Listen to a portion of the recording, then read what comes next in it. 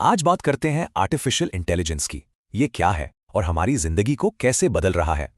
AI तो अब हर जगह है, पर सवाल ये है, क्या हम इसके लिए सच में तैयार हैं? सीधे शब्दों में कहें तो ऐसी मशीनें बनाना जो इंसानों की तरह सोच समझ सकें और प्रॉब्लम सॉल्व कर सकें। एआई का सफर दशकों पुराना है। 1950 से शुरू होकर आज ये चैट जीपीटी तक पहुंच गया है।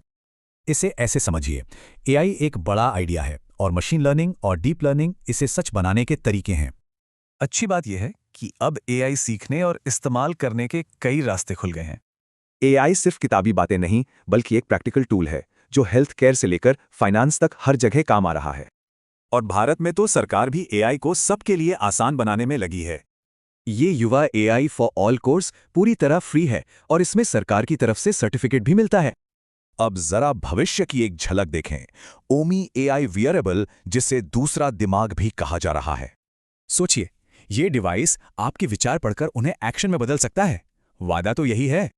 ये बातें रिकॉर्ड करता है, एआई से उसे एनालाइज करता है और फिर जरूरी जानकारी निकाल कर देता है। लेकिन किसी भी प्रोडक्ट के वादे और असलियत में अक्सर एक बड़ा फर्क होता है।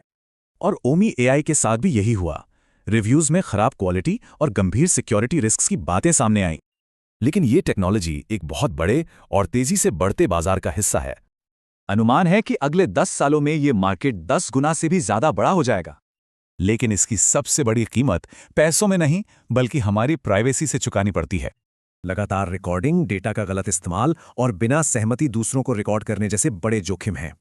आलोचक चेतावनी देते हैं कि एक परफेक्ट एआई मेमोरी की कीमत बहुत ज्यादा हो सकती है। तो एआई के दो पहलू हैं। एक तरफ ये सीखने और जिंदगी को आसान बनाने के बेहतरीन टूल देता है, और दूसरी तरफ हमारी प्राइवेसी और सिक्योरिटी के लिए नए और बड़े खतरे भी खड़े करता है। तो एक परफेक्ट मेमोरी के लिए हम अपनी कितनी प्राइवेसी दांव पर लगाने को तैयार हैं?